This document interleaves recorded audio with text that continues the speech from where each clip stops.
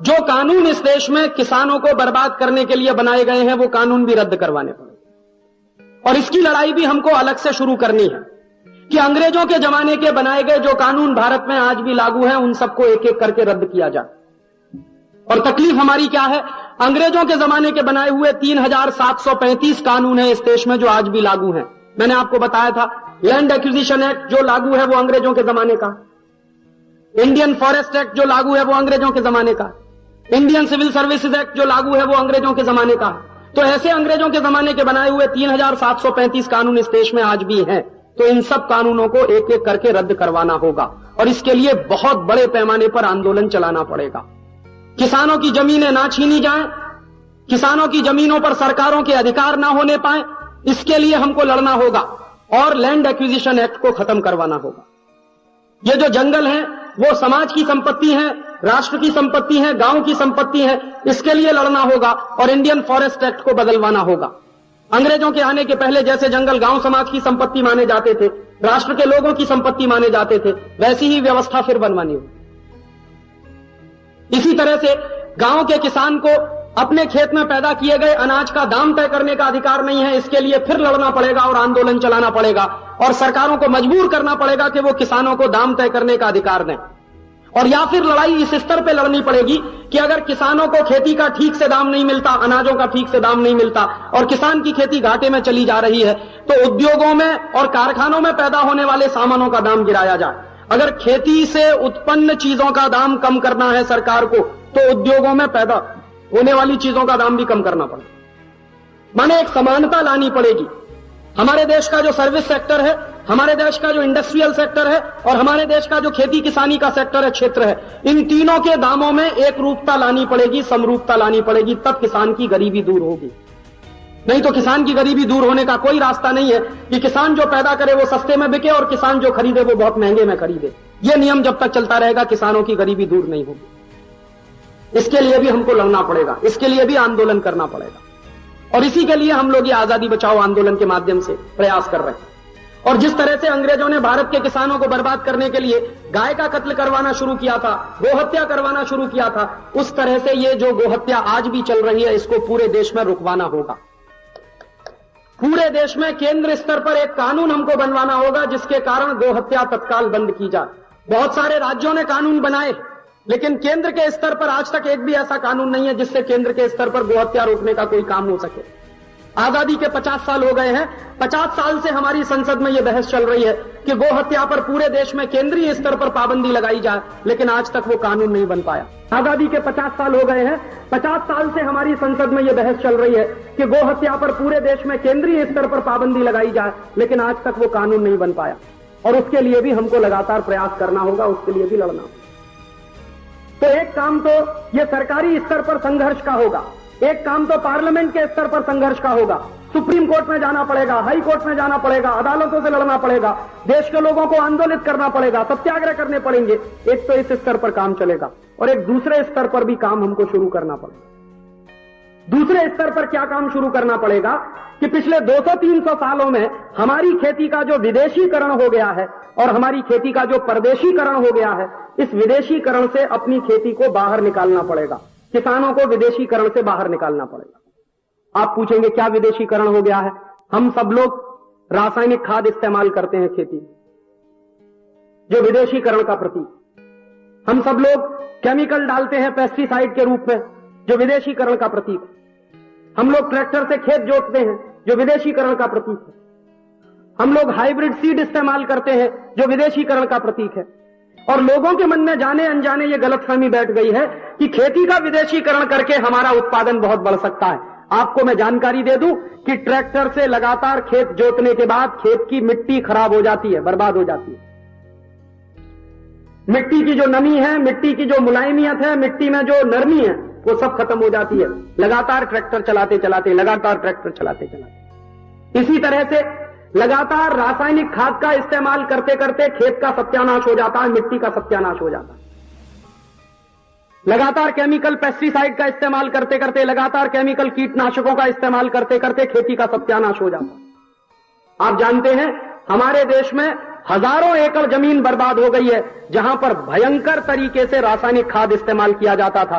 भयंकर तरीके से रासायनिक खाद के साथ साथ रासायनिक दवाएं इस्तेमाल की जाती। आप जाइए देखकर आइए पंजाब में, आप जाइए देखकर आइए हरियाणा में, आप कभी चलिए, मैं आपको दिखाता हूं मेरे पश्चिमी उत्तर प्रदेश में जितने इलाकों में भारत में ज्यादा से ज्यादा रासायनिक खादों का इस्तेमाल किया गया है, जितने इलाकों में भारत में ज्यादा से ज्यादा रासायनिक कीटनाशकों का इस्तेमाल किया गया है, उन सब इलाकों की हजारों एकड़ जमीन बंजर होती चली जा रही है। अभी उसमें कुछ नहीं होता, सब चौपट हो रहा है। एक जमाने में ऐसा लगता था कि रासायनिक कीटनाशक डालकर, रासायनिक खाद डालकर खेती का उत्पन्न बढ़ा दिया जाएगा, खेती का उत्पादन बढ़ा दिया जाएगा। आज स्थिति ऐसी आ गई है कि उत्पादन बढ़ नहीं रहा है, लगातार कम होता चला जा रहा है। हमारे देश में एक बहुत बड़ा रिसर्च संस्थान है जिसका नाम है Indian council of agricultural research. ICAR के वैज्ञानिकों की अभी जो स्टडीज हो रही हैं वो बिल्कुल साफ साफ बताती हैं कि अब एक लिमिट आ गई है खेत की कि उससे ज्यादा उत्पादन वो दे नहीं सकता, और मिट्टी पूरी तरह से बेकस हो रही है, मिट्टी पूरी तरह से बंजर हो रही है, खेत पूरी तरह से बंजर हो रहा है। और आप जानते हैं रासायनिक खाद का जो सबसे बड़ा दुरुपयोग होता है, जो सबसे बड़ा रासायनिक खाद का बर्बादी का जो निशानी है रासायनिक खाद की, वो ये कि जितना ज्यादा से ज्यादा रासायनिक खाद आप डालेंगे खेत में, उतना ही खेत को पानी की ज्यादा से ज्यादा जरूरत पड़ती है, और जितनी ज्यादा से ज्यादा पानी की जरूरत पड़ती है उतनी ही खेती लगातार महंगी होती चली जाती है। और आप जितना ज्यादा से ज्यादा रासायनिक खाद डालेंगे खेत में, उतना ही आपके गेहूं में, आपके चावल में, आपकी तुअर की दाल में, आपके दूसरे चीजों में लगातार तत्व कम होता चला जाता है। रासायनिक खाद से बनाई गई खेती और पैदा किया गया अनाज खाने में बिल्कुल भूसे जैसा होता, उसमें तत्व तो बहुत कम होता। खेत का उत्पन्न जरूर बढ़ता लेकिन क्वालिटी लगातार गिरती चली जाती, और अनाज की क्वालिटी लगातार अगर गिरती चली जाती है तो जो अनाज हम खा रहे हैं हमारे शरीर पर भी उसका दुष्प्रभाव पड़ता। और रासायनिक खाद और रासायनिक दवाओं का शरीर पर कितना दुष्प्रभाव पड़ रहा है। हम जो भोजन करते हैं, हम जो सब्जियां खाते हैं, हम जो दालें खाते हैं, हम जो अनाज खाते हैं, उसमें रासायनिक पदार्थों की मात्रा इतनी ज्यादा हो गई है कि माताओं के दूध में अभी जहर आ गया।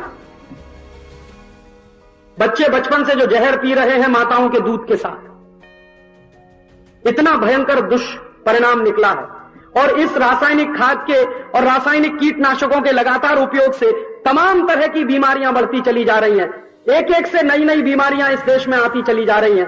कैंसर जैसी बीमारी आज इतने बड़े पैमाने पर फैल गई है, आज से 20-25 साल पहले कोई जानता नहीं था कि कैंसर भी कोई बीमारी होती। इतने बड़े पैमाने पर नए नए किस्म की जटिल से जटिल बीमारियां पैदा होती चली जा रही हैं, क्योंकि आदमी के खाने पीने में जो वो इस्तेमाल कर रहा है जहर की मात्रा बढ़ती चली जा रही है। तो इसलिए रासायनिक खादों का इस्तेमाल कम करना पड़ेगा और रासायनिक कीटनाशकों का इस्तेमाल भी आपको कम करना पड़ेगा, ताकि आपकी जमीन बच सके और आपके जमीन के अंदर जो जीव जंतु हैं, जो कीटाणु हैं, वो बच सकें। आप जानते हैं जब आप रासायनिक कीटनाशक डालते हैं अपने खेत में और रासायनिक खाद डालते हैं आप अपने खेत में, तो आपके खेत के अंदर जो करोड़ों करोड़ों जीव जंतु होते हैं, छोटे छोटे जो माइक्रो ऑर्गेनिज्म जो कहलाते हैं, जो छोटे छोटे माइक्रो लेवल के, माने जो आंख से नहीं दिखाई देते, मुश्किल से लेंस लगाकर हम उनको देख पाते हैं, ऐसे छोटे छोटे जीवाणु खत्म हो जाते हैं।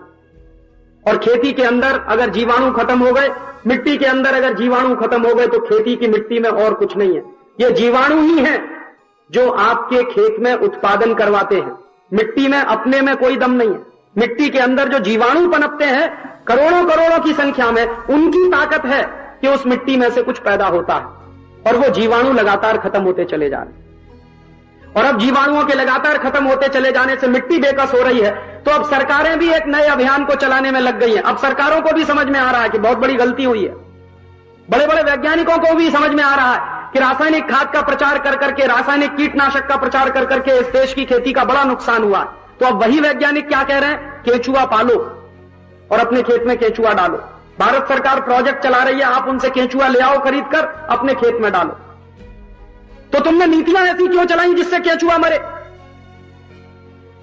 पहले केंचुआ मार दिए अपने खेत के, जीवाणु मार दिए अपने खेत के, जीव जंतु मार दिए अपने खेत के, और अब खेत जब पूरी तरह से बेकार हो गया, बेकस हो गया, तो उस खेत को वापस जिंदा कराने के लिए कहते हैं कि अब कीटाणु, वो जीवाणु पनपे और वहां पर केंचुए पनपे। इसके लिए एक नए तरह की पद्धति पूरे देश में चलाई जा रही है। तो पहले किया ही क्यों था ये काम? बर्बादी लाई क्यों थी इस देश में? इसलिए मैंने आपसे कहा कि अब हर किसान को चतुराई के साथ, बुद्धिमानी के साथ, बुद्धिशीलता के साथ इस रासायनिक खादों को बहिष्कार करना पड़ेगा और रासायनिक कीटनाशकों का बहिष्कार करना पड़ेगा। और आपको चुनना पड़ेगा कि यह खेती रहे या खेत बर्बाद, कि जैसे आने वाली पीढ़ी को कुछ बचेगा ही नहीं, और आने वाली पीढ़ी को कुछ नहीं बचेगा तो आप चले जाएंगे तो वो पीढ़ी क्या करने वाली। ये खेत तो ईश्वर ने दिया है आपको, खेत तो आपने नहीं बनाया, खेत कोई बना भी नहीं सकता, ईश्वर की दी गई जमीन है और ईश्वर ने ये जमीन दी है आपको ताकि आप इस अगली पीढ़ी को देकर जाएं, और वो जमीन को अगर आप बर्बाद करके चले जाएंगे तो आने वाली पीढ़ी को क्या मिलेगा। इसलिए गंभीरता से आपको ये सब बातें सोचनी पड़ेंगी। तो आप पूछेंगे इसका विकल्प क्या, रासायनिक खाद को हम अगर बहिष्कार करें तो इसका विकल्प क्या। आप सोचिए जरा, 300 साल पहले इस देश के किसान क्या करते थे, गाय के खाद का इस्तेमाल करते थे, गोबर का इस्तेमाल करते थे। उस समय तो कोई रासायनिक खाद नहीं था, और जिस समय रासायनिक खाद नहीं था उस समय इस देश के खेती का उत्पादन ब्रिटेन के कुल खेती के उत्पादन का 3 गुना ज्यादा होता था। जिस समय कोई रासायनिक कीटनाशक नहीं था इस देश में, उस समय इस देश की खेती दुनिया में सबसे उन्नत खेती मानी जाती थी। तो आज भी वो हो सकता, उसका ज्ञान तो हमारे पास है ही, अभी ज्ञान तो लुप्त नहीं हुआ है, तो उस ज्ञान का आप प्रयोग करना शुरू करिए। तो क्या करें, गोबर के खाद का ज्यादा से ज्यादा इस्तेमाल करना शुरू करिए, और गोबर के खाद का ज्यादा से ज्यादा इस्तेमाल शुरू करें आप, तो उसके लिए एक छोटा सा काम और करिए कि आप ज्यादा से ज्यादा पशुओं का पालन करिए, गाय पालिए, गाय के साथ साथ बकरियां पालिए। मैं तो किसानों को एक ही सलाह देता हूं कि अगर किसानों ने मारुति कार खरीद रखी है तो कार बेचें और 4 गाय खरीदें। अगर ट्रैक्टर खरीद रखा है तो ट्रैक्टर बेचिए, 10 गाय खरीद लीजिए। क्यों खरीद लें, एक दिन ये कार और ट्रैक्टर सब बंद होने वाले हैं। आप पूछेंगे कैसे, पेट्रोल खत्म हो जाएगा। दुनिया में पेट्रोल की मात्रा बिल्कुल सीमित है, असीमित मात्रा में पेट्रोल नहीं है पूरी दुनिया में। और जब पेट्रोल खत्म हो जाएगा दुनिया में तो कार कैसे चलाएंगे आप, तब आपको बैल लगाना पड़ेगा और कार खींच के ले जाएगा आपका बैल। तो ऐसी नौबत आए उसके पहले ये कार बेच दीजिए और 4 गाय खरीद लीजिए, वो सबसे ज्यादा बुद्धिमत्ता का सौदा है। और गाय पालेंगे तो गोबर आएगा, गोबर से खाद बनेगा, और नेडप पद्धति से जो खाद बनाने की पद्धति प्रचलित हुई है पूरे देश में, उस पद्धति से 1 किलो गाय के गोबर से कम 30-33 किलो खाद बन सकता। आपका कचरा है, आपके पास गोबर है, गाय का मूत्र है, मिट्टी आपके खेत में जो है उसका इस्तेमाल करते हुए, और उसके लिए आप चाहें तो क्या कर सकते हैं, 100 किलो गाय का गोबर अगर आपके पास हो तो 100 किलो गाय के गोबर से आप कम से कम 3300 kiलो खाद बना सकते हैं। और उसका तरीका क्या है, उसका तरीका बिल्कुल आसान है। उसका तरीका ऐसे आसान है कि 100 किलो गाय का गोबर, 1500 किलो उसमें चाहिए बायोमास कचरा, और करीब 1700 किलो चाहिए उसमें मिट्टी, और इन तीनों को एक खास तरीके के टैंक को बनाकर उसमें रखा जाता है। कैसे टैंक बनाया जाता है, मान लीजिए 2 मीटर लंबा है, आधा मीटर चौड़ा है, करीब 1 मीटर गहरा है, ऐसा एक टैंक बनवाइए, उसमें बीच बीच में छेद खुले रहे, इस तरह से टैंक की चिनवाई करवाइए, और उसमें नीचे बायोमास का जो है वो लेयर बिछाइए। फिर उसके बाद जो गाय का गोबर है गोमूत्र के साथ मिलाकर उसकी एक परत बिछाइए, मिट्टी उसमें भरिए, फिर उसके ऊपर इसी तरह की परत बनाइए, बनाते चले जाइए और पूरा भर जाएगा। 2 महीने तक उसको ढक के रखिए, 2-2.5 महीने के बाद खाद तैयार हो जाएगा। एक बहुत अच्छा तरीका है खाद बनाने का। आपके पास गाय है, गांव में गाय का गोबर है और गाय के गोबर का आप इस्तेमाल कर सकते हैं। एक दूसरा तरीका भी है, गोमूत्र ले लीजिए 10 लीटर और 10 किलो गोबर ले लीजिए करीब, और उसमें 250 ग्राम गुड़ डाल दीजिए। 8 दिन तक इसको रखिए, और 8 दिन तक रखने के बाद करीब 200 किलो पानी में ये मिला लीजिए, और उस पानी को खेत में जो आपके पौधे हैं उनकी जड़ों में लगा दीजिए। वो खाद का भी काम करेगा, कीटनाशक का भी काम करेगा। और इनमें कोई भी ऐसी चीज नहीं है जो आपके गांव में ना बनती हो और आपके घर में ना बनती हो। गाय आपके पास है तो गोबर आपको मिलेगा, गाय आपके पास है तो गोमूत्र आपको मिलेगा, और हर गांव में ऊस पैदा होता है तो उससे गुड़ बना सकते हैं। 3 चीजें इस्तेमाल होती हैं और तीनों चीजें आपके गांव में है, और पानी तो हर गांव में है। तो बहुत आसानी के साथ इस तरह से आप खाद का भी इस्तेमाल कर सकते हैं इसका, और खाद के साथ साथ ये कीटनाशक के रूप में भी इस्तेमाल कर सकते हैं। दूसरा एक काम और कर सकते हैं कि कीटनाशक अगर रासायनिक नहीं खरीदे तो प्राकृतिक तरीके से कीटनाशक भी बना सकते हैं। गोमूत्र ले लीजिए और करीब 2 लीटर ले लीजिए, उसमें 1 किलो नीम का पत्ता उबाल दीजिए और आधा घंटे तक लगातार उबालिए और उसके बाद उसको 100 मिलीलीटर की मात्रा में लेकर 15 लीटर पानी में मिला लीजिए और उस 15 लीटर पानी को स्प्रे करिए। जिस तरह से छिड़काव करते हैं, आपके यहां स्प्रे मशीन होती होगी, हर गांव में हर किसान के पास स्प्रे मशीन है, तो उसमें भरकर उसको स्प्रे करिए और आपके किसी भी तरह का कीट जो फसल पर लग गया है खत्म हो जाएगा। एकदम प्राकृतिक तरीके से कीट को खत्म करने का सबसे अच्छा इलाज है और इसको बनाने में आपका खर्चा भी कुछ खास नहीं आने वाला। अगर रासायनिक कीटनाशक आप लेके आएंगे 300 रुपए लीटर मिलेगा, 400 रुपए लीटर मिलेगा, 500 रुपए लीटर भी मिल सकता है, 1000 रुपए लीटर भी मिल सकता है, तो आपका तो खर्चा ही बढ़ रहा है ना। और इसमें तो सारी की सारी चीजें ऐसी हैं जो आपके घर में मौजूद है। गोमूत्र आपके पास है क्योंकि गाय आप पालते हैं, नीम हर गांव में मिल जाएगा, नीम की पत्ती आपको मिल जाएगी, गोमूत्र में नीम की पत्ती डालकर उबालना है और उसको इस्तेमाल करना। एक तरीका और भी है कि 300 ग्राम गुड़ 15 लीटर पानी में गर्म करके रख लीजिए और फिर उसके बाद उसको स्प्रे कर दीजिए। कीटनाशक के रूप में काम में ला सकते हैं आप इसको, सब तरह के कीट मर जाएंगे। चूने के पानी का छिड़काव कर सकते हैं। 10 ग्राम चूना ले लीजिए, 50 मिलीलीटर पानी ले लीजिए और उसको छानकर करीब 15 लीटर पानी में घोल लीजिए और उसको स्प्रे की तरह से छिड़क दीजिए अपने खेत के। जितने कीट बने हैं किसी भी फसल पर, सब तरह के कीट आपके मर जाएंगे। एक और तरीका है कि गोमूत्र 1 लीटर ले लीजिए और सीधे 15 लीटर पानी में मिला लीजिए और झाड़ के ऊपर स्प्रे करिए, उसकी जड़ में नहीं। तो फल जो आएंगे उनकी मिठास बढ़ जाएगी, क्वालिटी भी बढ़ जाएगी और कीड़े तो अपने आप मर ही जाएंगे। ये सब काम इतने आसान है कि बहुत आसानी के साथ अपने गांव में ही इस्तेमाल जो संसाधन है उनसे हम कर सकते हैं और गांव का एक भी पैसा खर्च करने से आप बचा सकते हैं जो रासायनिक कीटनाशकों पर आप खर्च कर रहे हैं। और इसी तरह से गोबर के खाद का इस्तेमाल करें, गाय के गोबर से खाद बनाना शुरू करें तो एक गाय से करीब 80 टन खाद हर साल में बन सकता है और एक गाय से अगर 80 टन खाद एक साल में बन सकता है तो करीब करीब बाजार की आज की कीमतों पर वो 25 से 30 हजार रुपए का बैठता है। तो एक गाय का गोबर 25 से 30 हजार रुपए का खाद बना सकता है। तो गोपालन से दूध तो मिलेगा ही, घी तो मिलेगा ही, मक्खन तो मिलेगा ही। गाय के गोबर से आपके पूरे देश की खाद की जरूरत पूरी हो सकती, गाय के मूत्र से पूरे देश के कीटनाशक की जरूरत पूरी हो सकती। और अगर हम रासायनिक खादों का बहिष्कार कर सकें और रासायनिक कीटनाशकों का बड़े पैमाने पर बहिष्कार कर सकें तो हर साल इस देश का लगभग 20,000 करोड़ रुपया भी बचेगा। भारत सरकार जो आयात करती है परदेशों से, उस परदेशी आयात में एक तो सबसे ज्यादा आयात होता है पेट्रोल का, डीजल का और पेट्रोलियम प्रोडक्ट्स का, और दूसरा सबसे बड़ा भारत सरकार का आयात है रासायनिक खादों के रूप में जो केमिकल फर्टिलाइजर इस्तेमाल किए जाते हैं उसमें। लगभग भारत सरकार का हर साल 20,000 करोड़ रुपए का खर्चा होता है विदेशों से रासायनिक खाद इंपोर्ट करने में, खरीदने में। वो 20,000 करोड़ का भारत सरकार का खर्च बचेगा। और कई बार सरकार की स्थिति यह होती है कि यह इंपोर्ट करना जरूरी हो गया है क्योंकि गांव-गांव के जगह जगह हर किसान यही इस्तेमाल कर रहे हैं, तो कहीं कहीं से कर्ज लेकर यह सब रासायनिक खाद इंपोर्ट करना पड़ता है। वो सरकारें इंपोर्ट करने से बच जाएंगी, आयात होने से बचेगा। और अगर आयात होने से हम बचा लेंगे तो हमारे देश का पैसा बचेगा, डॉलर बचेगा, और डॉलर बचेगा अगर हमारे देश का तो कटोरा लेकर भीख मांगने की कहीं जरूरत नहीं पड़ेगी और इस देश में स्वावलंबन की नीतियां फिर से लागू की जा सकेंगी। ऐसे ही कुछ एक काम और करिए आप। हमारी खेती का एक विदेशीकरण और हो रहा है। बहुत सारी ऐसी चीजें हम पैदा करते हैं जिनकी हमारे समाज को कोई जरूरत नहीं। उदाहरण के लिए सोयाबीन। ये जो सोयाबीन की खेती करना भारत के किसानों ने शुरू किया है, इसकी भारत के समाज को कोई जरूरत नहीं। वास्तव में सोयाबीन की जरूरत यूरोप को होती है। यूरोपियन समाज में सोयाबीन की जरूरत होती है। आप पूछेंगे क्या जरूरत होती है? मैं तो यूरोप में जा चुका हूं, मैं वहां रह चुका हूं, मैंने तो देखा। यूरोप में सोयाबीन की सबसे ज्यादा जरूरत होती है सोयाबीन की खली बनाने में। और सोयाबीन की खली यूरोप में जो बनाई जाती है वो खिलाई जाती है सुअरों को, डूकर जिनको आप कहते हैं।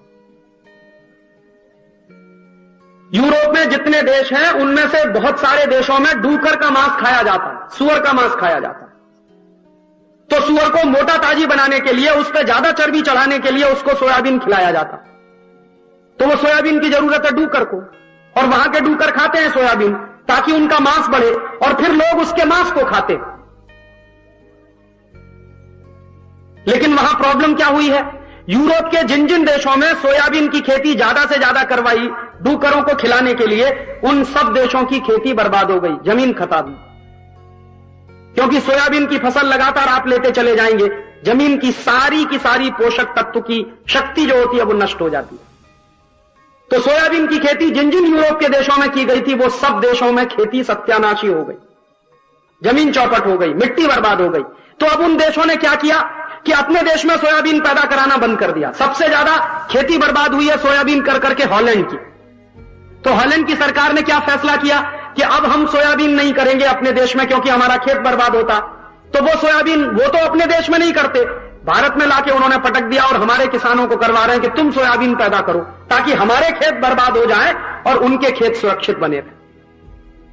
और हमारे यहां जानते हैं ये सोयाबीन जो होता है उसका क्या किया जाता है, जो सोयाबीन पैदा होता है उसका थोड़ा तेल निकाल लेते हैं, बची हुई जो खली होती है वो यूरोप में बेच देते हैं। माने उनके डूकरों को खिलाने के लिए हम अपने खेत बर्बाद कर रहे हैं। और किसानों को कैसे बेवकूफ बनाया जा रहा है, कह रहे हैं बड़ी भारी कैश क्रॉप है ये कैश क्रॉप के चक्कर में अगर आप और 2-5 साल फंसे रहे तो मैं आपको चेतावनी दे सकता हूं, गारंटी दे सकता हूं कि आपकी मिट्टी में फिर कुछ नहीं होगा 5 साल के बाद। इसलिए मेरा आपसे विनम्र निवेदन है कि सोयाबीन की खेती करना तत्काल बंद कर दें। ये सोयाबीन की खेती का पूरे भारत के गांव-गांव के किसानों द्वारा सोयाबीन की खेती का करना यह विदेशीकरण की निशानी है, भारत के खेती के विदेशीकरण की निशानी। और एक दूसरी बात और बता दूं कि एक बहुत बड़ा भ्रामक प्रचार पूरी दुनिया में चल रहा है कि सोयाबीन में बहुत बड़ी मात्रा में प्रोटीन होता है। सोयाबीन में जो भी प्रोटीन होता है वो कभी भी पचता नहीं है, आदमी के शरीर में बिल्कुल किसी काम में नहीं आता। आप जानते हैं मूंग की दाल में भी बहुत प्रोटीन होता, उड़द की दाल में भी होता, तुअर की दाल में भी होता। तो मूंग की दाल में, उड़द की दाल में, तुअर की दाल में जो प्रोटीन होता है वो खाने के बाद शरीर में डाइजेस्ट हो जाता है और काम में आ जाता है शरीर के। सोयाबीन खाने के बाद जो प्रोटीन निकलता है वो कभी भी शरीर में काम नहीं आता, कभी भी डाइजेस्ट नहीं होता, बहुत ही जटिल होता है, बहुत ही कॉम्प्लिकेटेड होता है सोयाबीन का निकला हुआ प्रोटीन, इसलिए वो शरीर के किसी काम का नहीं। तो वो हमारे खाने के काम भी नहीं आ सकता सोयाबीन। इसलिए मेरा आपसे निवेदन है कि ये जो विदेशीकरण किया है आपने सोयाबीन की खेती कर करके, इस विदेशीकरण को खत्म करिए और सोयाबीन बंद करके जो भारतीय समाज में बहुत पहले से चली आ रही फसलें थी उनको ही पैदा करने का काम शुरू करिए। एक और काम करना पड़ेगा हमको विदेशीकरण खत्म करने के लिए अपनी खेती का, कि हम लोगों को आदत पड़ गई है हाइब्रिड बीज लगाने की, संकरित बीज लगाने की। और आपको मैं जानकारी दे दूं कि हाइब्रिड बीज से जो अनाज आप पैदा कर रहे हैं, अमेरिका, यूरोप जैसे देशों में उस अनाज को जानवर ही खाते हैं, लोग नहीं खाते। और हाइब्रिड द्वारा पैदा किया गया अनाज बहुत ही घटिया क्वालिटी का माना जाता।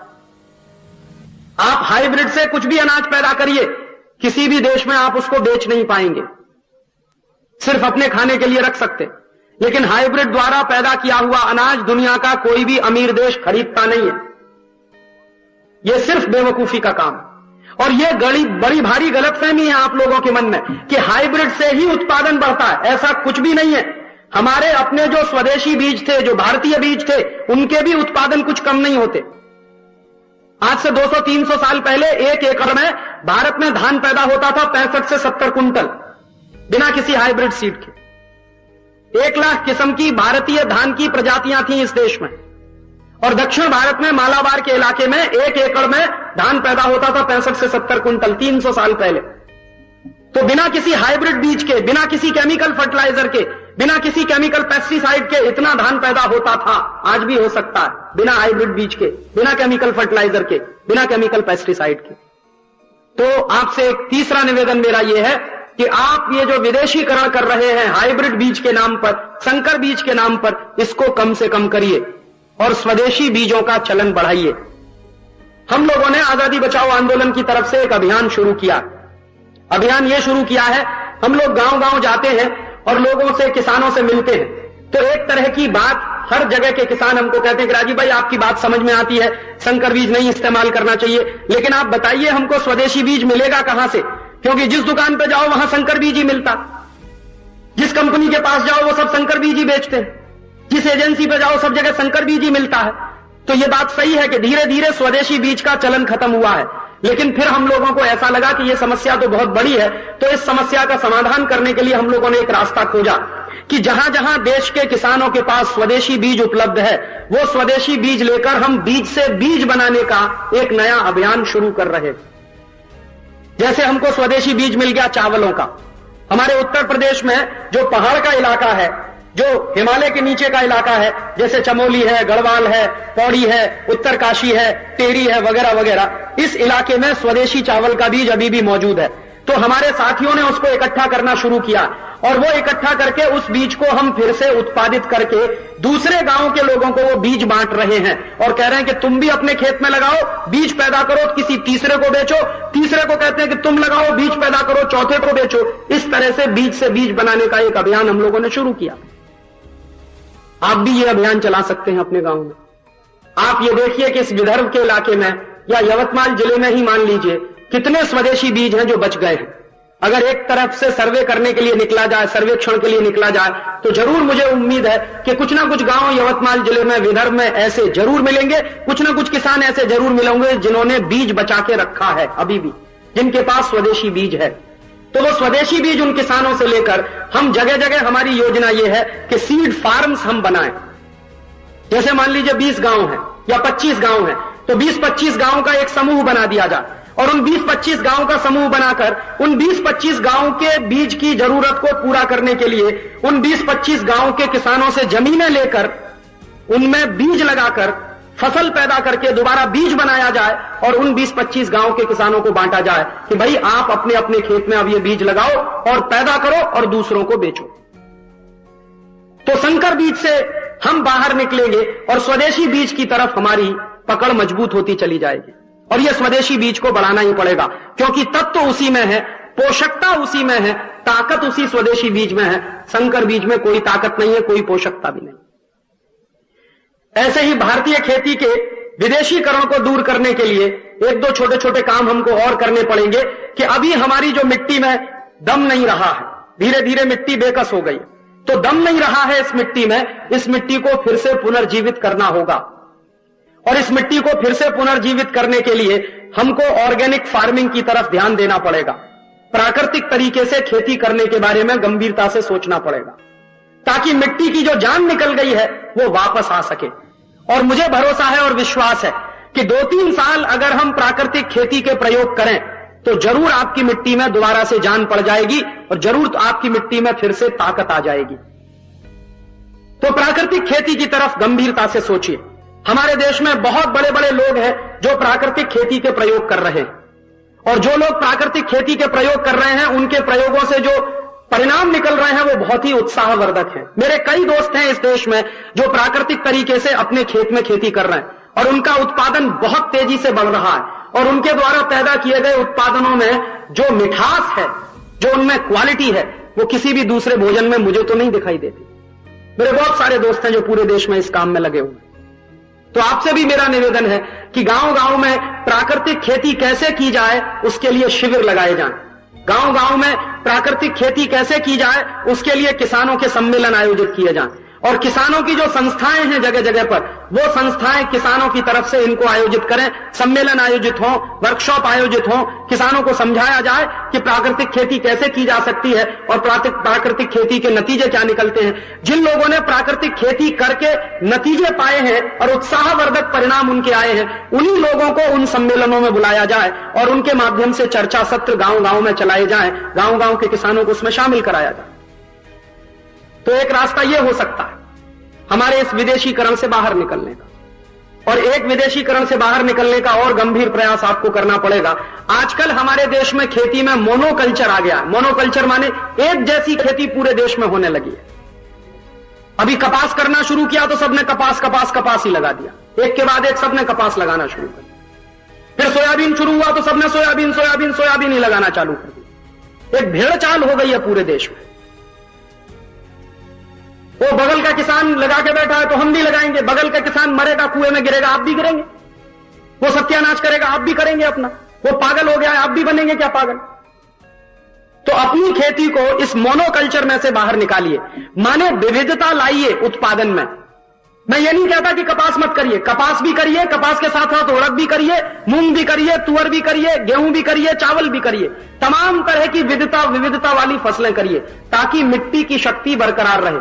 आप जानते हैं, वैज्ञानिक भी इस बात को कहते हैं कि कपास के बाद कपास लगाने से खेत खत्म होता है, मिट्टी खत्म होती है। तो कभी भी कपास के बाद कपास मत लगाइए, कोई दूसरी फसल लगाइए, उसके बाद फिर जरूरत पड़े तो कपास लगाइए। तो ऐसे अपनी खेती में विविधता लाइए, और यह विविधता इस तरह से लाइए कि इस देश में दलहन का और तिलहन का उत्पादन लगातार बढ़े, जो लगातार कम होता चला जा रहा। दालों का उत्पादन बहुत कम हो गया इस देश में, तिलहन का उत्पादन बहुत कम हो गया। माने जितनी तेजी से हमारी आबादी बढ़ी है और आबादी की जरूरतें बढ़ी हैं, उतनी तेजी से दालों का उत्पादन नहीं बढ़ा। जितनी तेजी से हमारी आबादी बढ़ी है, उतनी तेजी से हमारे यहां तिलहन का उत्पादन नहीं बढ़ा।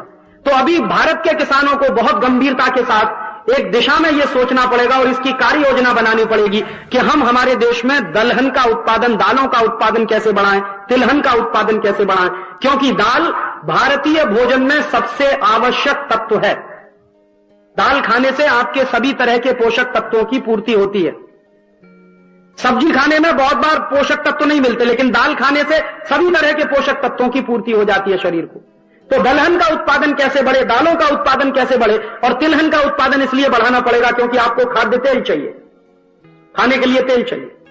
तो दलहन और तिलहन का उत्पादन कैसे ज्यादा से ज्यादा बढ़े और मोनोकल्चर में से हमारी खेती कैसे बाहर निकले। कपास के अलावा और भी बहुत सारी फसलें हैं, उन सारी फसलों का हम हमारे खेती में प्रयोग करें और उन फसलों को लगाएं। आप जानते हैं, बहुत बार किसान ये कहते हैं कि कपास कैश क्रॉप है, लेकिन कपास के साथ साथ मूंग भी कैश क्रॉप है, उड़द भी कैश क्रॉप है, तुअर की दाल भी कैश क्रॉप है। इसका भी तो पैसा मिलता, ऐसा थोड़ी है कि यह पैसा नहीं मिलता। बल्कि कपास का पैसा तो 3 महीने बाद मिलेगा, 6 महीने बाद मिलेगा, कभी साल भर बाद भी मिलेगा। उड़द की दाल तो जाके आइए, सवेरे बेचिए, शाम को पैसा ले आइए। तो उड़द की दाल भी कैश क्रॉप है, तुअर की दाल भी कैश क्रॉप है, मूंग की दाल भी कैश क्रॉप है। ऐसा नहीं है कि सिर्फ कपास ही कैश क्रॉप है, ऐसा नहीं है कि सिर्फ ऊस ही कैश क्रॉप है। ऊस का पैसा तो 6-6 महीने कभी नहीं मिलता, साल भर कभी नहीं मिलता। शक्कर की मिलें बंद हो जाती हैं, फिर आपके पैसे लटक जाते हैं, और जो सोसाइटीज होती हैं वो बैंकरप्ट हो जाती हैं, वो पैसा दे नहीं पाती, फिर किसान अपना गन्ना जलाते हैं खेत में पड़े। तो इस तरह से अपनी खेती को विविधता में लाइए, एक रूपता वाली खेती करना बंद करिए, बदलते चले जाइए। और ये आप सब किसान हैं, समझदार हैं, आपको ज्ञान है, आपको जानकारियां हैं कि कौन सी फसल के बाद कौन सी फसल लेनी चाहिए, जिससे खेती बरकरार, खेती की मिट्टी बरकरार, खेती की उर्वरकता बरकरार, मिट्टी की उत्पादक शक्ति बरकरार बनी रहे। तो यह एक काम करना पड़ेगा। ऐसे ही एक काम और करना पड़ेगा। मुझे ऐसा लगता है कि बाहर के देशों से जो आयात कर रहे हैं अनाज, या बाहर के देशों से जो बीज आयात कर रहे हैं, बाहर के देशों से जो खाने का तेल आयात कर रहे हैं, वो पूरी तरह से बंद करना पड़ेगा। क्योंकि बाहर के देशों से जो बीज आ जाता है, उस बीज के साथ साथ बीमारियां आ जाती हैं। मैंने आपको बताया, कांग्रेसी घास घुस गई इस देश में, अभी मुश्किल हो गई है पूरे देश के लोगों को। बाहर के बीज आते हैं, 50 तरह की दूसरी चीजें घुस जाती हैं उनके साथ। तो इसलिए बाहर के बीजों पर निर्भरता कम करनी पड़ेगी, बाहर के अनाज पर निर्भरता कम करनी पड़ेगी, बाहर के तेलों पर निर्भरता कम करनी पड़ेगी। और कुछ साल के लिए हो सकता है हमारे देश में कमी हो जाए, तो उस कमी को बर्दाश्त करना सीखना पड़ेगा। मैं उस सिद्धांत का मानने वाला हूं जिसमें श्री लाल बहादुर शास्त्री विश्वास करते थे कि अगर हमारे यहां कोई चीज की कमी है तो उस कमी को सहन करना होगा, ना कि कटोरा लेकर भीख मांगनी होगी दूसरों से जाकर। हमारे घर में कोई चीज की कमी होती है तो उस कमी को बर्दाश्त करते हैं। ऐसा नहीं है कि हर बार पड़ोसी के पास जाते हैं कटोरा लेके कि लाओ भाई हमको ये दे दो। ये नहीं करना पड़ेगा, इससे आत्मसम्मान खत्म होता है, हमारा अपने ऊपर आत्मविश्वास भी खत्म हो जाता है। ये काम हमको करने पड़ेंगे। और भारतीय खेती में जो ज्ञान मौजूद रहा है, उस ज्ञान का इस्तेमाल हम सब अपने विवेक के अनुसार करें, जरूरत पड़ने पर उसमें बदलाव करें।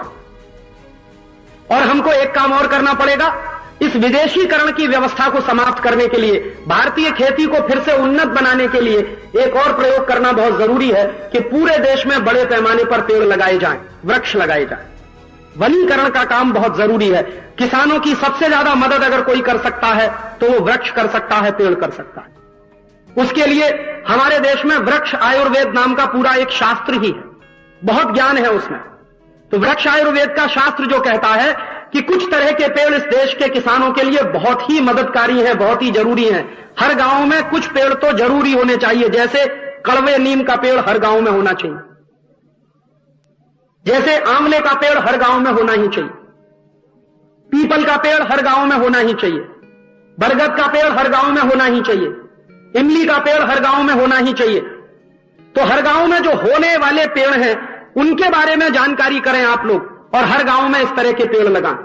नीम का पेड़ लगे, नीम का अभियान पूरे देश में चले, आंवले के पेड़ लगे, पूरे देश में उसका अभियान चले, इमली के पेड़ लगे, उसका पूरे देश में अभियान चले, बरगद के पेड़ लगे, बड़ के पेड़ लगे, पीपल के पेड़ लगे, उसका अभियान पूरे देश में चले। तो जो पेड़ किसानों के बहुत अच्छे मित्र हैं उनकी संख्या में लगातार बढ़ोतरी हमको करनी होगी, और यह काम आप अपने से शुरू करिए, अपने घर से शुरू करिए। कैसे कर सकते हैं? मैं बहुत बार लोगों को अपील करता हूं अपने व्याख्यान में कि हम एक काम कर सकते हैं, अपने घर के बच्चों के जन्मदिन पर एक नीम का पेड़ लगा सकते हैं, अपने घर के किसी बच्चे के जन्मदिन पर एक आंवले का पेड़ लगा सकते हैं, अपने घर के बच्चे के जन्मदिन पर एक पीपल का पेड़ लगा सकते हैं, और हर व्यक्ति अपने बच्चे के जन्मदिन पर और अपने जन्मदिन पर एक नीम का पेड़, एक पीपल का पेड़, या एक आंवले का पेड़, या एक बरगद का पेड़, बड़ का पेड़ लगाना शुरू कर दे, तो इस देश में 98 करोड़ पेड़ हर साल लग सकते, क्योंकि हमारी आबादी 98 करोड़ की, और 98 करोड़ पेड़ अगर हर साल लग सकते हैं तो 5-10 साल में इस देश में जंगल खड़ा हो जाएगा। जो जंगल सत्यानाश किया है अंग्रेजों ने, जिस जंगल का सत्यानाश किया गया इंडियन फॉरेस्ट एक्ट के आधार पर, और जिन जंगलों का सत्यानाश किया जा रहा है आजादी के 50 साल के बाद, वो जंगल हमको फिर से खड़े करने होंगे, क्योंकि जंगल किसानों को बहुत कुछ देते हैं। वनों से उपज तो मिलती ही है, लकड़ी भी मिलती है जो खेती किसानी के बहुत काम आती है। तो हमको जंगलों के लगाने पर बहुत बड़े पैमाने पर अभियान चलाना होगा, और मुझे लगता है कि पूरे देश के विद्यार्थियों को इस काम में लगाना चाहिए। पूरे देश के स्कूल कॉलेज के विद्यार्थियों को एक शिक्षा बचपन से देनी चाहिए कि हर जन्मदिन पर एक पेड़ लगाओ, तो ये एक संस्कार बन जाएगा इस देश में। और एक व्यक्ति अगर 50 साल भी जिंदा रहे तो एक व्यक्ति 50 पेड़ लगाकर जाएगा। 98 करोड़ लोग अपनी आयु जब पूरी करेंगे, एक पीढ़ी जब जवान होकर मरेगी, तो हर पीढ़ी कम से कम 50 पेड़ लगाकर जाएगी, तो 98 करोड़ गुणा 50, एक एक पीढ़ी में करोड़ों करोड़ों पेड़ लगते चले जाएंगे और जंगल बनते चले जाएंगे। जिस तरह से जंगलों का सत्यानाश हुआ है, उन जंगलों को फिर से खड़ा करना पड़ेगा और उनको सघन बनाना पड़ेगा। तो इसका फायदा क्या होगा? जंगल बढ़ते चले जाएंगे, पेड़ों की संख्या बढ़ती चली जाएगी, तो मिट्टी का कटाव रुक जाएगा, और मिट्टी का कटाव रुकेगा तो बारिश के समय में ये जो मिट्टी बहकर आती है और नदियों में चली जाती है, और नदियों का गहराई कम कर देती है, और नदियों की गहराई कम करने से बाढ़ आ जाती है, पानी फैल जाता है पूरे इलाके में, तो ये फिर नहीं होगा। मिट्टी का कटाव रुकेगा, और मिट्टी का कटाव रुकेगा तो नदियों में मिट्टी आना कम हो जाएगी, और नदियों में मिट्टी आना कम हो जाएगी, सिल्टेशन की प्रॉब्लम सॉल्व हो जाएगी, तो बाढ़ की समस्या पर भी काबू पाया जा सकता है। एक अभियान मुझे और लगता है चलाना पड़ेगा इस पूरे देश में, और वो अभियान क्या होगा? वो अभियान ऐसा होगा कि हमारे देश में पिछले कई सैकड़ों वर्षों से नदियां ऐसे ही बहती चली जा रही हैं जैसे पहले बहती थी, और बहुत मैंने बताया कि कटाव होने के कारण मिट्टी बहुत जमा हो गई है। मुझे ऐसा लगता है कि पूरे देश के विद्यार्थियों को और देश के किसानों को कमर कस के एक अभियान पूरे देश में चलाना चाहिए। हम आजादी बचाओ आंदोलन की तरफ से उस अभियान को शुरू करेंगे अगले 1-2 साल के बाद कि नदियों की गहराई बढ़ाई जाए। नदियों में जो मिट्टी आकर जमा हो गई है, इस मिट्टी को खींचकर नदियों में से निकाला जाए, और हर नदी में से करोड़ों करोड़ों टन मिट्टी निकल सकती है। देश में 10 करोड़ नौजवान हैं, भारत सरकार के आंकड़ों के अनुसार 10 करोड़ विद्यार्थी हैं, और भारत सरकार के आंकड़ों के अनुसार 20 करोड़ बेरोजगार। तो 20 करोड़ बेरोजगारों को इस देश में अगर इस काम पर लगा दिया जाए कि वो कुछ नहीं, दिन भर 2 घंटे 3 घंटे 5 घंटे 10 घंटे मिट्टी निकालें नदियों में से, और मिट्टी निकालकर ढेर जमा करें, और वो ढेर कहां डाले जाएं? किसानों के खेत में डाल दिए जाएं, तो किसानों के खेत की जो ऊपर की लेयर है मिट्टी, वो बहुत उपजाऊ हो जाएगी। 2 काम एक साथ हो जाएंगे, नदियों की गहराई बढ़ जाएगी, वो मिट्टी जो निकलेगी वो गांव के किसानों के काम आएगी, और गांव के खेत पर अगर 6 इंच ऊंची एक नई लेयर बिछा दी जाए, जो नदियों की मिट्टी है उसकी लेयर बिछा दी जाए, तो बहुत बड़े पैमाने पर खेती की उत्पादकता अपने आप बढ़ जाएगी। क्योंकि अभी जो मिट्टी बेकस हो गई है आपकी, लगातार केमिकल फर्टिलाइजर डालते डालते, लगातार केमिकल पेस्टिसाइड डालते डालते उस मिट्टी को लगातार फिर से उर्वरक बनाने के लिए यह अभियान बहुत जरूरी होगा। तो एक तरफ हमारी नदियों की मिट्टी निकाल दी जाए, उनकी गहराई बढ़ा दी जाए ताकि नदियों में पानी ज्यादा आ जाए, और दूसरी तरफ उस मिट्टी को गांव के खेतों में बिछा दिया जाए। 6-6 इंच ऊंची लेयर भी अगर बिछ गई उस मिट्टी से, जो करोड़ों टन मिट्टी नदियों में से निकलेगी, तो इस देश की खेती को फिर से जिंदा हम कर देंगे। तो यह अभियान बहुत बड़े पैमाने पर चलाना पड़ेगा और यह सामाजिक अभियान होगा।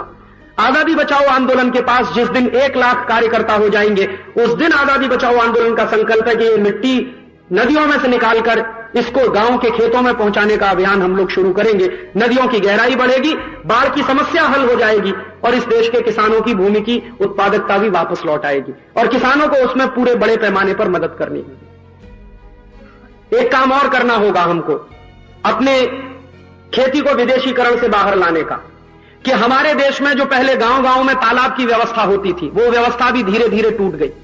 अंग्रेजों ने तालाबों का सत्यानाश कैसे किया? जो तालाब हमारे देश के लोगों ने बनाए थे, हमारे पुरखों ने बनाए थे बड़ी मेहनत से, अंग्रेजों ने उन तालाब के रखरखावों पर ध्यान देना ही बंद कर दिया।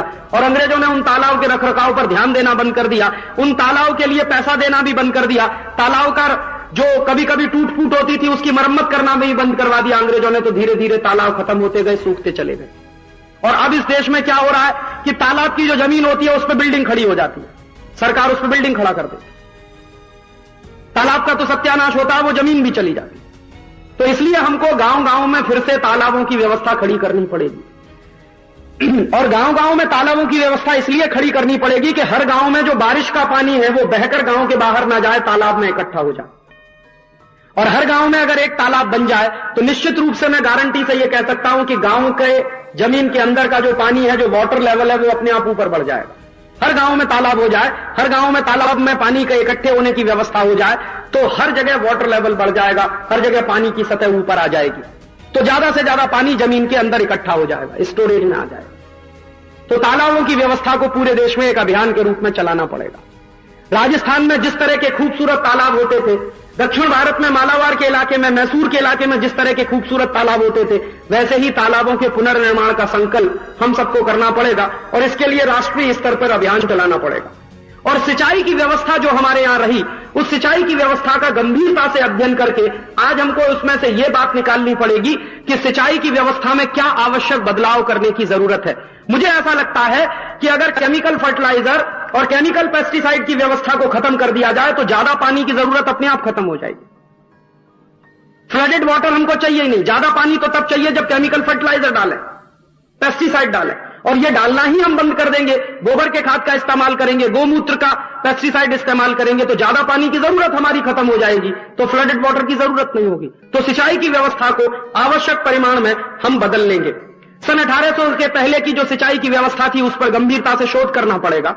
सन 1800 पहले के हमारे देश में तालाबों की जो व्यवस्था थी उस पर शोध करना पड़ेगा और उस शोध में से, उस रिसर्च में से जो निकलेगा उसको फिर से इस्तेमाल करके उसको फंक्शनल बनाना पड़ेगा, उसको ऑपरेशनल बनाना पड़ेगा, उसको जीवन में उतारना पड़ेगा। और इस बात का हमको ध्यान रखना पड़ेगा कि इस देश में अन्न की उत्पादकता इतनी बढ़े कि कोई भी आदमी भूखा ना रहे, कम से कम कोई जानवर भी भूखा ना रहे। हम इस बात के पूरे समर्थन में है कि उत्पादकता बढ़नी चाहिए, अन्न उत्पन्न बढ़ना चाहिए, लेकिन तरीका क्या होगा उसका, वो महत्वपूर्ण है समझना। केमिकल फर्टिलाइजर और पेस्टिसाइड वाला तरीका बिल्कुल अच्छा नहीं है। ऑर्गेनिक तरीके से, प्राकृतिक तरीके से अन्न का उत्पादन कैसे बढ़े, उस तरीके पर विचार करना होगा। और यह उत्पादन इतना बढ़ना चाहिए कि कोई भूखा न रहे और कोई जानवर भी भूखा न रहे। और अगर कोई जानवर भूख से मरता है और आदमी भूख से मरता है तो यह तो हमारे लिए शर्म की ही बात होगी, क्योंकि भारतीय सभ्यता में, भारतीय संस्कृति में अगर ऐसी स्थिति आ गई है कि जानवर भूखा मरता है, आदमी भूखा मरता है, तो यह शर्म की ही बात होगी। तो इस तरह की व्यवस्थाएं हमको इस देश में फिर से करनी पड़ेंगी। और अगर हम इस तरह की व्यवस्थाओं को करना शुरू कर देते हैं और इन व्यवस्थाओं को शुरू करने के लिए एक बड़ा अभियान चलाना शुरू कर देते हैं पूरे देश में, तो मुझे पूरा विश्वास है कि एक ना एक दिन भारतीय खेती इस विदेशीकरण के चंगुल में से जरूर बाहर निकल आएगी। एक ना एक दिन भारतीय किसान फिर से अपनी उत्पादकता को हासिल कर सकेगा। एक ना एक दिन किसान फिर उसी समृद्धि को वापस पा सकेगा जो 200 साल पहले, 300 साल पहले इस देश में होती थी। यह ठीक है कि हम गुलाम हुए, अंग्रेजों ने हमारे ऊपर शासन किया, अंग्रेजों ने अत्याचार किया। यह सत्य है कि उन्होंने हमारी व्यवस्थाओं को पूरी तरह से तोड़ दिया, उन्होंने हमारी पूरी व्यवस्थाओं का सत्यानाश कर दिया। लेकिन जो व्यवस्थाएं टूट गई अंग्रेजों के आने से, जो व्यवस्थाएं टूट गई अंग्रेजों के शासन पद्धति के आने से भारत में, उन व्यवस्थाओं को फिर से खड़ा करना ही होगा। और कृषि व्यवस्था उनमें से एक ऐसी व्यवस्था है जिसको अंग्रेजों ने तोड़ा है, जिसको अंग्रेजों के कारण इस देश में तोड़ने का जो अंग्रेजों ने इस देश में कर्म किया है, उस व्यवस्था को फिर से खड़ा करना ही होगा। क्योंकि भारतीय समाज के मूल में, भारतीय पूरी व्यवस्था के, संस्कृति के मूल में कृषि कर्म है, और भारतीय समाज और भारतीय संस्कृति के मूल में जो कृषि कर्म है उसको उन्नत बनाना ही होगा। और ऐसी स्थिति में ले जाना होगा कि दूसरे देश गर्व करें, दूसरे देश रश्क करें इस बात पर, हम गर्व करें और दूसरे देश हमारे ऊपर इस बात का रश्क करें, उनको इस बात की जलन हो कि भारतीय किसानों ने स्वावलंबी तरीके से, भारतीय किसानों ने स्वावलंबी खेती को बनाते हुए किस तरह से अपने जीवन की उच्च ऊंचाइयों तक अपने आप को पहुंचाया है और खेती को इतने उन्नत तरीके से आगे बढ़ाया है। इस तरह के प्रयोग पूरे देश में करने होंगे। एक तरफ शोध का काम चलेगा, दूसरी तरफ इंप्लीमेंटेशन का काम चलेगा। एक तरफ शोध का काम चलेगा, दूसरी तरफ वो शोध को आचरण में लाने का काम चलेगा। ये दोनों काम एक साथ पूरे देश में चलेंगे और पूरी तरह से ये काम समाज आधारित होंगे। सरकारों को सिर्फ इतना करना होगा कि वो इस तरह के कामों में कोई अड़ंगा न डाले, कोई हस्तक्षेप न करे। भारतीय किसान में यह क्षमता है, भारतीय किसान में यह ताकत है कि वो अपने आप को फिर से खड़ा कर लेगा। भारतीय खेती में भी यह क्षमता है कि वो अपने आप को फिर से खड़ा कर लेगी। लेकिन बस जरूरत इस बात की है कि सरकारें उसमें हस्तक्षेप न करें कानून बनाकर, और परदेशी कंपनियों को उसमें हस्तक्षेप न करने दिया जाए गैट करार जैसे सिद्धांतों के आधार पर। तो इस तरह की कल्पना हम लोग करते हैं और आजादी बचाओ आंदोलन के माध्यम से हम इसी तरह का प्रयास पूरे देश में करना चाहते हैं। गांव-गांव के किसानों के बीच जाना चाहते हैं, उनको संगठित करना चाहते हैं, उनको खड़ा करना चाहते हैं, उनको उठाना चाहते हैं, उनको उत्पादकता के उस स्तर पर फिर से ले जाना चाहते हैं जो 300 साल पहले हमारे देश में कभी होता था। खेती को उतना उन्नत फिर बनाना चाहते हैं अपने दम पर, अपने पैरों पर, अपने स्वावलंबी तरीके से, जो कभी इस देश में हुआ करती थी। ये हमारा सपना है और इसी सपने के लिए हम लोग ये आजादी बचाओ आंदोलन चला रहे हैं। अगर आपको भी लगता हो कि ये जो हमारा सपना है वो आपका सपना बन जाए, अगर हमारा सपना आपका सपना बन जाए, तो हम सब एक दूसरे के दोस्त हो सकते हैं और एक बड़ी शक्ति के साथ इस देश में इस अभियान को चला सकते हैं। इतना ही मैं आपसे कहने के लिए आया था। आपने शांति से सुना। बहुत आभार, बहुत शुक्रिया, बहुत धन्यवाद।